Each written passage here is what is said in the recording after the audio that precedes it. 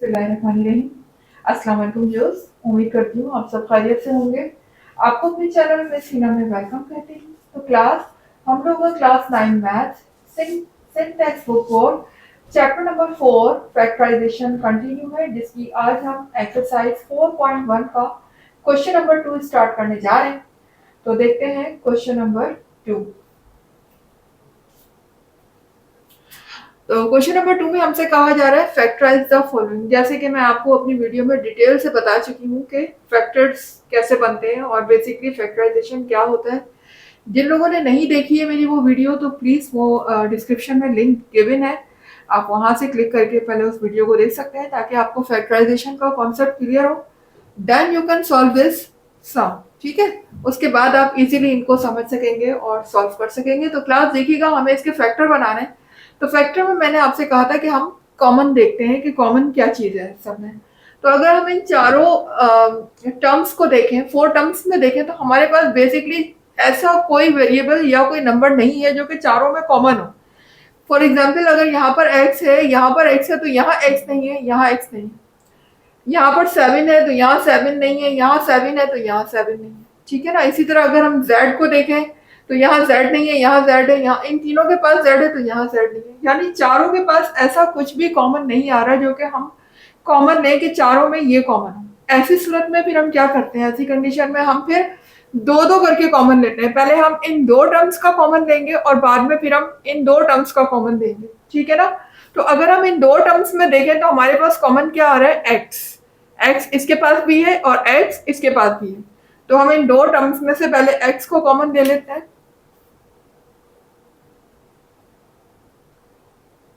ये मैंने x common ले लिया। अब मैं लगाऊंगी ब्रैकेट।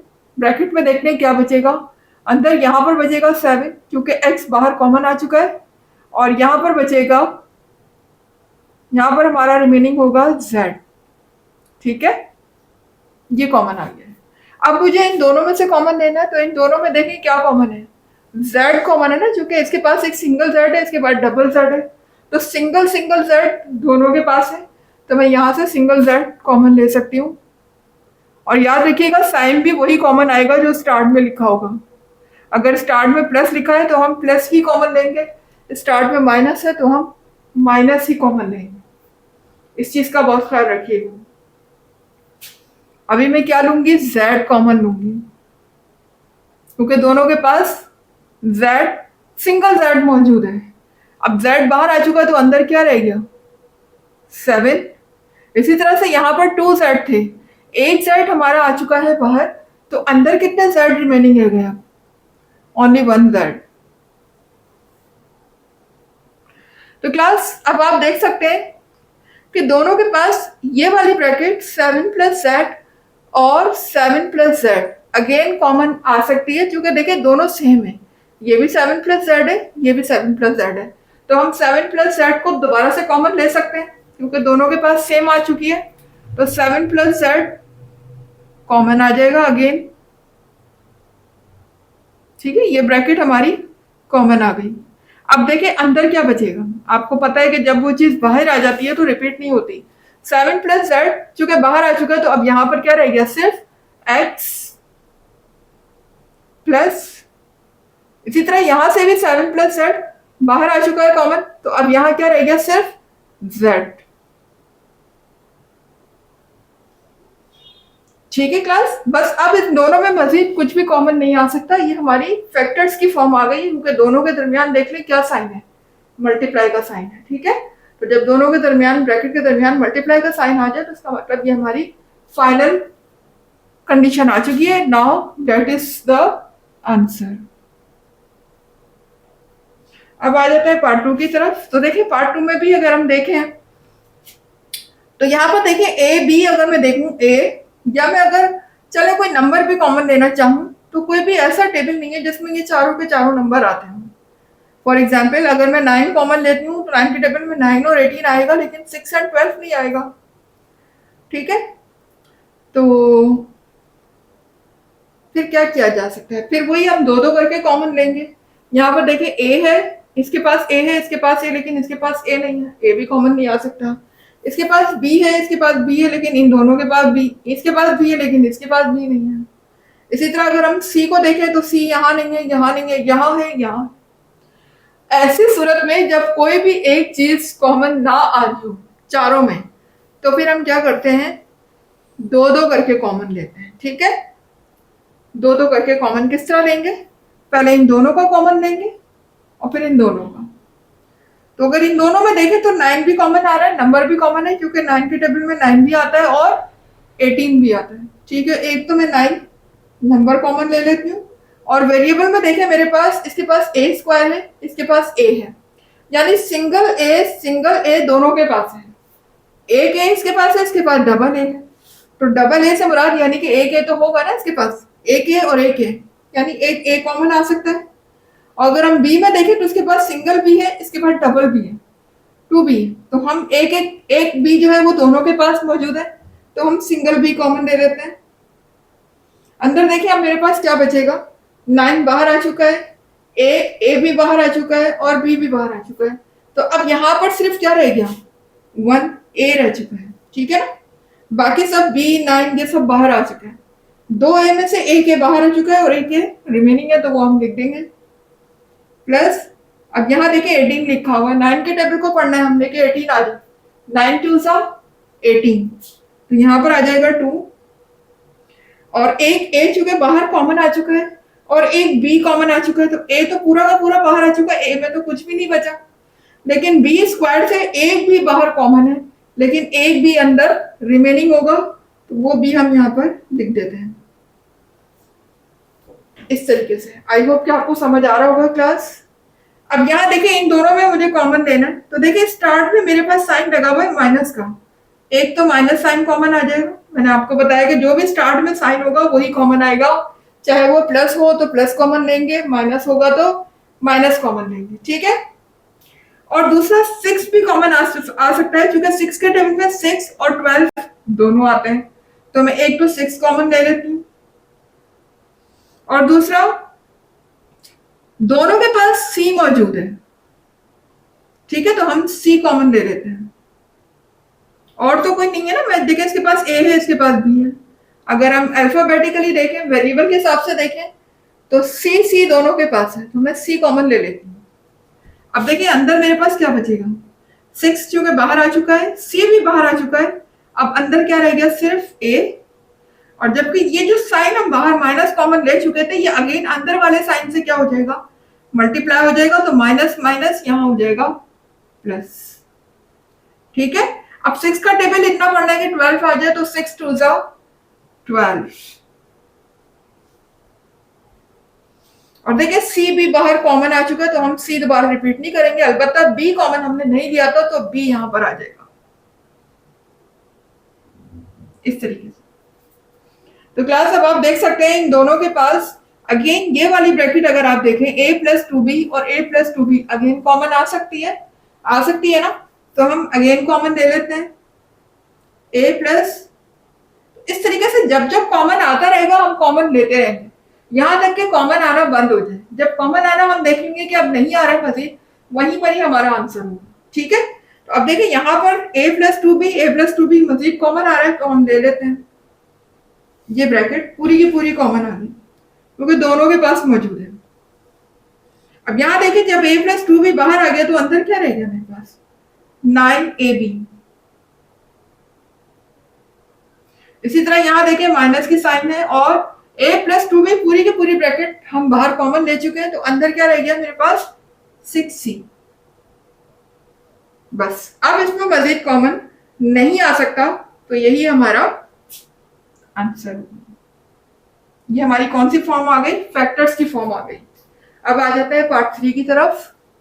तो पार्ट 3 में भी बिल्कुल ऐसे ही करना है हमें। देखिए अगर हम चारों के हिसाब से देखें तो कुछ भी कॉमन नहीं है, ठीक है ना। कोई एक चीज अगर यहाँ पर टी है तो देखें यहाँ टी नहीं है, यहाँ टी नहीं, यहाँ टी है तो यहाँ नहीं है टी, ठीक है। इसी तरह यहाँ पी है तो यहाँ पी नहीं है। और अगर नंबर के हिसाब से देखें तो ऐसा कोई टेबल नहीं है जिसमें कि ये चारों कॉमन आए, ठीक है ना, या किसी एक टेबल में ये चारों आए। तो चले अगर नंबर आ भी जाते हैं तो लेकिन वेरिएबल कॉमन नहीं आ रहे, ठीक है ना। अगर हम यहाँ 2 का टेबल लेते हैं तो 2 के टेबल में चारों आ भी रहे, लेकिन एक सिर्फ 2 का टेबल हमें कॉमन नहीं लेना, हमें तो वेरिएबल भी कॉमन चाहिए। तो यहाँ तो वेरिएबल में से कुछ आ ही नहीं रहे। उस सूरत में फिर हम क्या करते हैं, हम दो दो करके कॉमन लेंगे, पहले इन दो का और फिर इन दो का। तो देखिए अगर नंबर के हिसाब से देखें तो हम 6 कॉमन ले सकते हैं, क्योंकि 6 के टेबल में 6 भी आता है और 12 भी आता है, ठीक है ना। और लेकिन वेरिएबल में यहाँ कुछ भी कॉमन नहीं आ रहा, तो मैं ब्रैकेट लगा लेती हूँ। 6 चूंकि बाहर आ चुका है, अब यहाँ क्या रह गया, सिर्फ टी रह गया। अब 6 का टेबल इतना पढ़ना है कि 12 आ जाए, तो 6 2 जा 12। अब देखिए पी तो नहीं आया था ना कॉमन, तो पी भी हम लिख देंगे। जो चीज कॉमन नहीं आई थी वो हम अंदर ब्रैकेट में शो करेंगे, लेकिन जो बाहर कॉमन आ जाता है वो दोबारा रिपीट नहीं होता। यहां देखिए आप कॉमन साइन के हिसाब से देखें तो पहले साइन मेरा प्लस का लगा हुआ है, तो प्लस साइन कॉमन आ जाएगा। इसके अलावा यहाँ पर नंबर के हिसाब से देखें तो नंबर में 4 कॉमन है, क्योंकि 4 के टेबल में 4 भी आता है और 8 भी आता है, तो मैं 4 कॉमन ले लेती हूँ। इसके अलावा अगर आप वेरिएबल में देखें तो वेरिएबल में दोनों के पास क्यू है, क्यू कॉमन आ सकता है बस, और तो कुछ भी कॉमन नहीं है। इसके पास पी है तो टी और पी कॉमन नहीं है, लिहाजा उन्हें हम कॉमन नहीं लेंगे। जो चीज दोनों के पास है वो हमने कॉमन ले ली। तो यहाँ देखिए 4 भी बाहर आ चुका है, क्यू भी बाहर आ चुका है, अंदर क्या रह गया, सिर्फ टी। और ये प्लस माइनस माइनस हो जाएगा। अब 4 का टेबल इतना पढ़ना है कि 8 आ जाए, तो 4 2 जा 8। क्यू चूंकि बाहर आ चुका है कॉमन, हमारे पास क्या रह गया, सिर्फ पी। तो अब आप देख सकते हैं कि ये ब्रैकेट और ये ब्रैकेट अगेन दोबारा से कॉमन आ सकती है, कि दोनों के पास सेम है। तो हम t माइनस 2p दोबारा कॉमन ले लेते हैं। देखें जब t माइनस 2p पूरी की पूरी ब्रैकेट बाहर कॉमन आ गई, तो अंदर ये सिर्फ क्या रह गया, 6 रह गया। यहां पर हम लिख देंगे 6, फिर बीच में प्लस साइन है। ये ब्रैकेट भी आप देख सकते हैं बाहर कॉमन है, ये दोबारा रिपीट नहीं होगी। अब यहां पर क्या बचेगा, सिर्फ 4q बस। अब इसमें मजीद कॉमन नहीं आ सकता, तो यही हमारे फैक्टर होंगे। That is our answer. आ जाते हैं पार्ट 4 की तरफ। तो पार्ट 4 में भी सेम यही काम करेंगे, हम दो दो करके कॉमन लेंगे। देखिए इसमें पूरे सवालों में आपने दो दो करके ही कॉमन लेने हैं। जब इस तरह की 4 टर्म्स आ जाए, तो 4 टर्म्स का एक साथ कॉमन आना जरा मुश्किल होता है, ठीक है ना। तो उस सूरत में फिर हम दो दो करके कॉमन लेते हैं। अब देखिए यहाँ पर आर स्क्वायर है, यहाँ पर आर, तो इसके पास 2 आर है, इसके पास 1 आर है, तो 1 1 आर तो दोनों के पास है ना। ऐसी चीज जो दोनों के पास हो, हमें तो वो कॉमन लेनी है। तो दोनों के पास 1 आर जो है वो दोनों के पास है, तो हम 1 आर बाहर कॉमन ले सकते हैं। इसके बाद देखिए डबल आर से एक आर बाहर कॉमन आ चुका है, तो एक सिंगल आर अंदर रिमेनिंग है, वो हम लिख लेंगे। प्लस 9 चूंकि बाहर कॉमन नहीं आया था, तो 9 आ जाएगा। और आर बाहर कॉमन आ चुका है, तो आर रिपीट नहीं होगा, यहाँ पर क्या रह गया, सिर्फ एस। इसी तरह इन दोनों में देखिएगा, अगर हम नंबर के हिसाब से देखें तो 7 कॉमन आ सकता है, क्योंकि 7 के टेबल में 7 और 63 दोनों आते हैं, तो हम 7 कॉमन ले सकते हैं। इसके अलावा साइन हमारा बाहर क्या लगा हुआ है, माइनस का, तो बाहर माइनस साइन भी कॉमन आएगा, 7 भी कॉमन आएगा। इसके अलावा दोनों के पास एस मौजूद है, इसके बाद डबल एस है, इसके पास सिंगल एस है, इसके बाद 2 एस है, 1 एस है, तो 1 1 एस दोनों के पास है, तो मैं सिंगल एस कॉमन ले लेती हूँ। अंदर देखें क्या बचेगा, 7 बाहर आ चुका है, एस भी बाहर आ चुका है, तो यहां पर सिर्फ क्या रह गया, आर। और ये माइनस अंदर वाले माइनस से अब क्या हो जाएगा, मल्टीप्लाई, माइनस माइनस प्लस। इसके अलावा 7 का टेबल इतना पढ़ना है कि 63 आ जाए, तो 7 9 जा 63 होते हैं, ठीक है। 7 9 जा 63। और अगर हम वेरिएबल में देखें तो देखें सिर्फ डबल एस से एक एस बाहर कॉमन आ चुका है, तो सिंगल एस यहाँ रिमेनिंग होगा, वो हम लिख देते हैं। आप देख सकते हैं कि ये वाली ब्रैकेट और ये वाली ब्रैकेट दोनों के पास दोबारा कॉमन आ सकती है, क्योंकि दोनों सेम है, ठीक है ना। तो हम आर प्लस एस दोबारा कॉमन ले लेते हैं, आर प्लस 9s, सॉरी ये हमने दोबारा कॉमन लिया। अब देखें ये पूरी ब्रैकेट बाहर आ चुकी है, तो अंदर क्या बचेगा मेरे पास, सिर्फ आर और फिर आएगा माइनस साइन। इसी तरह से ये ब्रैकेट दोबारा बाहर आ चुकी है कॉमन, तो अब यहां पर बचेगा सिर्फ 7s। ये देखिए अब इसमें मजीद कॉमन लेने की गुंजाइश खत्म हो चुकी है, और यही हमारे फैक्टर आ चुके हैं। ये देखिए 2 ब्रैकेट के बीच में मल्टीप्लाई का साइन आ गया, इसका मतलब हमारे फैक्टर्स बन चुके हैं, बस यहीं पर हमारा एंड होगा, दैट इज ओवर आंसर। अब आ जाते हैं अपने नेक्स्ट पार्ट की तरफ। तो क्लास आ गए हैं क्वेश्चन नंबर 2 के पार्ट 5 की तरफ। देखिएगा पार्ट 5, यहाँ पर भी देखिए हमारे पास टोटल 4 टर्म्स हैं, और अगर 4 टर्म्स में से हम देखें तो कोई ऐसी चीज या कोई ऐसा वेरिएबल या नंबर कोई भी कॉमन नहीं है जो कि चारों में कॉमन। तो वो भी हम फिर यही करेंगे कि हम दो दो करके कॉमन लेंगे, ठीक है। तो इन दो में देखें, अगर हम न्यूमिनेटर में देखें तो न्यूमिनेटर में वाई स्क्वायर कॉमन आ रहा है, दोनों के पास वाई स्क्वायर है, ठीक है। और अगर हम डिनोमिनेटर में देखें तो दोनों के पास 4 मौजूद है। तो हम पहले न्यूमिनेटर कॉमन ले लेते हैं जो कि वाई स्क्वायर है, और फिर हम डिनोमिनेटर में चूंकि दोनों के पास 4 है तो यहाँ पर 4 भी कॉमन आ जाएगा। फिर हम लगाएंगे ब्रैकेट। अब देखें यहाँ पर तो पूरा का पूरा जो वाई स्क्वायर था और अपॉन 4 था, आप देख सकते हैं कि पूरा का पूरा बाहर आ चुका है कॉमन, तो ये अगेन रिपीट नहीं होगा। तो फिर यहाँ पर बचेगा क्या, जब यहाँ पर कुछ है ही नहीं, पूरा का पूरा बाहर कॉमन ले चुके हैं, तो फिर हम ऐसी सूरत में क्या लिखेंगे, 1, ठीक है। यहाँ पर देखिए आगे लिखा हुआ है माइनस वाई स्क्वायर बाहर कॉमन आ चुका है, अपॉन में 4 बार कॉमन आ चुका है, तो यहाँ पर अब सिर्फ क्या रह गया, z। यहाँ पर रह जाएगा मेरा z, ठीक है। इस तरह से यहाँ इन दोनों में देखें, एक तो माइनस साइन स्टार्ट में लगा हुआ है, माइनस कॉमन आ जाएगा।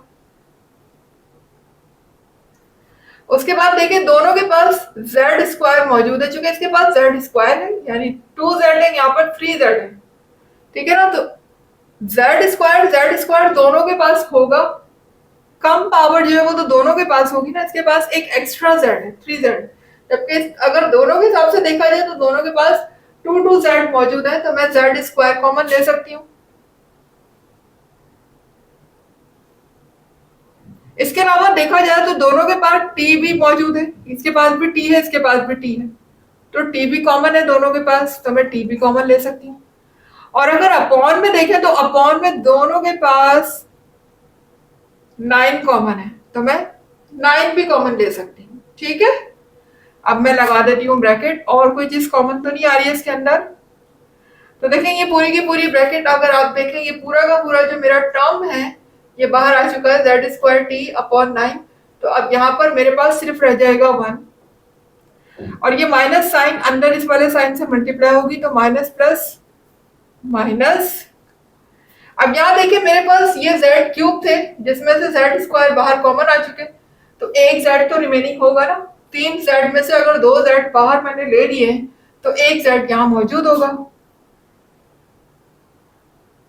इसके अलावा t पूरा का पूरा बाहर कॉमन आ चुका है, 9 बाहर कॉमन आ चुका है, इसके अलावा और कुछ भी यहाँ पर रिमेनिंग नहीं है, तो हम कर देंगे ब्रैकेट क्लोज। तो आप देख सकते हैं 1 माइनस z अगेन कॉमन आ रहा है, चूंकि यहाँ भी है और यहाँ भी है, तो अगेन हम इसको कॉमन ले सकते हैं 1 माइनस z को, दोनों के पास मौजूद है चूंकि। अब देखें ये ब्रैकेट तो पूरी की पूरी बाहर आ चुकी है, अब यहाँ पर क्या बचा, सिर्फ वाई स्क्वायर अपॉन 4। इसी तरह यहाँ देखें माइनस साइन है, और माइनस साइन के बाद देखिए यहाँ पर z स्क्वायर t अपॉन 9, और ब्रैकेट तो बाहर आ चुकी है तो ब्रैकेट रिपीट नहीं होगी, ब्रैकेट क्लोज।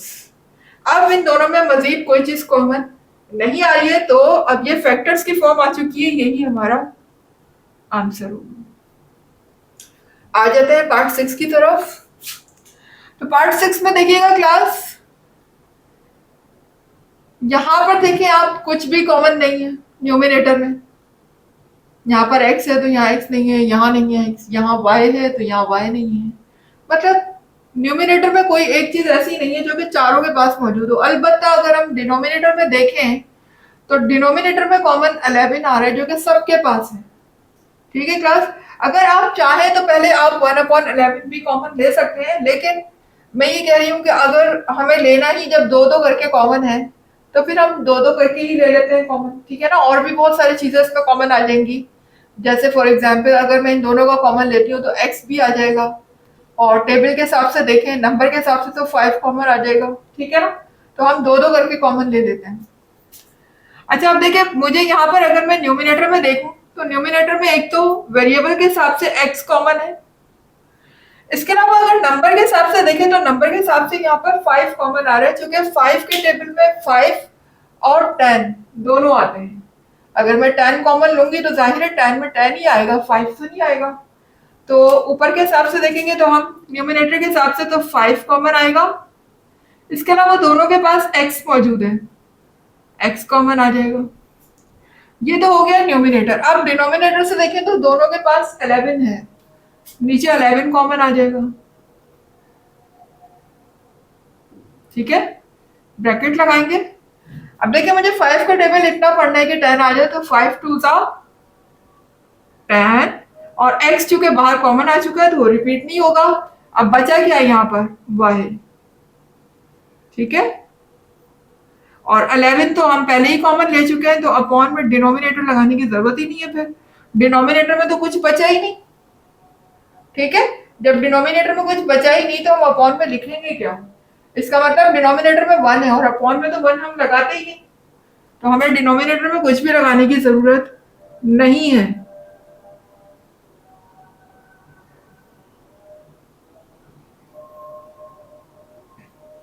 उसके बाद यहां देखिएगा प्लस साइन आएगी।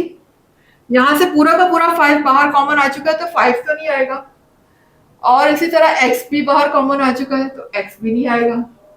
अलबत्ता सिर्फ और सिर्फ मेरा z बचेगा जो कि कॉमन नहीं आया। और अपॉन में जो 11 था वो भी बाहर आ चुका है, तो अपॉन में यहां भी कुछ नहीं बचा, तो लिहाजा मेरा सिर्फ यही होगा रिमेनिंग। Bracket close. इन दोनों में अगर हम देखें तो देखिए पहले माइनस साइन लगा हुआ है, माइनस साइन लगा देंगे हम। फिर देखें 14 और 7, अगर नंबर के हिसाब से देखें तो 7 कॉमन आ रहा है, चूंकि 7 के टेबल में 7 और 14 दोनों आते हैं। एक तो आ जाएगा 7 कॉमन, और दूसरा y कॉमन है इन दोनों में। देखें इसके पास y स्क्वायर है, इसके पास सिंगल y है, तो सिंगल y दोनों के पास है, एक एक y दोनों के पास है, तो मैं एक y कॉमन ले सकती हूँ। इसके अलावा अपॉन में डिनोमिनेटर में देखें तो 11 दोनों के पास है डिनोमिनेटर में, तो एक 11 कॉमन आ जाएगा। इसके अलावा और कुछ भी कॉमन नहीं है इसके अंदर, तो अब हम लगा लेते हैं ब्रैकेट। और 7 की टेबल को इतना पढ़ना है कि 14 आ जाए, तो 7 2 जा 14। और चूंकि एक y बाहर आ चुका है कॉमन, लेकिन एक y यहाँ पर रिमेनिंग होगा, क्योंकि हमने डबल y में से एक y कॉमन दिया है, तो एक y यहाँ पर रिमेनिंग है, वो हम लिख देते हैं। अब ये वाला साइन अंदर वाले साइन से मल्टीप्लाई होगा, तो माइनस माइनस प्लस। 7 बाहर आ चुका है, y बाहर आ चुका है, अपॉन में 11 बाहर आ चुका है, तो अब यहाँ पर क्या रह गया, सिर्फ z। ठीक है, अब देखिए अगेन ये वाली ब्रैकेट और ये वाली ब्रैकेट दोनों के पास कॉमन है, तो हम इसको दोबारा कॉमन ले लेते हैं। ये दोबारा कॉमन आ जाएगा 2y प्लस z। अब अंदर देखें क्या बचेगा, यहां से पूरी ब्रैकेट जब बाहर कॉमन आ गई तो अंदर क्या बचा मेरे पास, 5x अपॉन 11। यहां देखें माइनस 7y अपॉन 11। अच्छा क्लास, इसको हम फर्दर और आगे भी कॉमन ले सकते हैं, क्योंकि देखिए 11 भी तो कॉमन है ना दोनों में, तो हम मजीद यहां से, बेशक न्यूमिनेटर में कुछ कॉमन नहीं आ रहा, लेकिन डिनोमिनेटर में 11 कॉमन है दोनों के पास, तो मैं यहाँ पर डिनोमिनेटर में कॉमन ले सकती हूँ। तो जब तक कॉमन आ रहे हैं आप लेते रहें। फॉर एग्जाम्पल चूंकि मेरे पास न्यूमिनेटर कॉमन नहीं है कुछ भी, यहाँ 5x है, यहाँ 7y है, तो मैं न्यूमिनेटर में तो ले लूंगी 1 जब कुछ भी कॉमन नहीं आता, लेकिन डिनोमिनेटर में दोनों के पास क्या है, 11 है, तो मैं 11 कॉमन ले लेती हूँ। अब देखिए अंदर क्या बचेगा, यहाँ पर सिर्फ 5x रह गया, और यहां से भी चूंकि डिनोमिनेटर कॉमन आ चुका है 11, तो ऊपर सिर्फ न्यूमिनेटर बचा और वो है 7y। ठीक है, तो इस 1/11 को अगर मैं स्टार्ट में लिख दूं तो कोई मसला नहीं, कुछ सबके सब आपस में देखिए मल्टीप्लाई हो रहे हैं, there is no sign between them, इनके दरमियान कोई भी साइन नहीं है, सबके सब मल्टीप्लाई हो रहे हैं। तो मल्टीप्लाई में हम आगे पीछे लिख सकते हैं, कोई मसला नहीं है। किसी भी चीज को आप उठा के पहले लिख दें, शुरू वाली चीज को बाद में लिख दें, तो मल्टीप्लाई में कोई इशू नहीं होता। तो मैं 1/11 को स्टार्ट में लिख देती हूँ। यहाँ पर मेरा बचेगा 2y प्लस जेड, दोनों ब्रैकेट साथ आ जाएंगी, 5x माइनस 7y। बस अब इनके मजीद फैक्टर्स नहीं बन सकते, जो हमारे कॉमन लेना था वो कॉमन आ चुका है और ये हमारी फैक्टर्स की फॉर्म आ चुकी है। That is over answer. तो क्लास यहाँ पर आज मेरा क्वेश्चन नंबर 2 हुआ कंप्लीट। उम्मीद है कि सारे पार्ट आप लोगों को समझ आ गए होंगे और कॉन्सेप्ट भी क्लियर हो गया होगा। तो अगर मेरे कॉन्सेप्ट आपको अच्छे लगे, आपको टीचिंग स्टाइल समझ आया, आपकी नॉलेज में इजाफा हुआ, तो क्लास में वीडियो में लाइक कीजिए, चैनल को सब्सक्राइब कीजिए, और पे क्लिक करेंगे तो आपको हर नई आने वाली वीडियो का नोटिफिकेशन सबसे पहले देखने को मिलेगा। इसके अलावा जितना ज्यादा हो सके मेरी वीडियोस को ज्यादा से ज्यादा लोगों में शेयर किया करें, इससे नॉलेज आपके अलावा दूसरे लोगों तक भी पहुंचता है, जिसका सवाब आप ही को मिलेगा। ठीक है ना? तो मुझे दीजिएगा इजाजत, इंशाल्लाह मिलते हैं इसके नेक्स्ट क्वेश्चन के साथ नेक्स्ट क्लास में। जब तक के लिए अल्लाह हाफिज।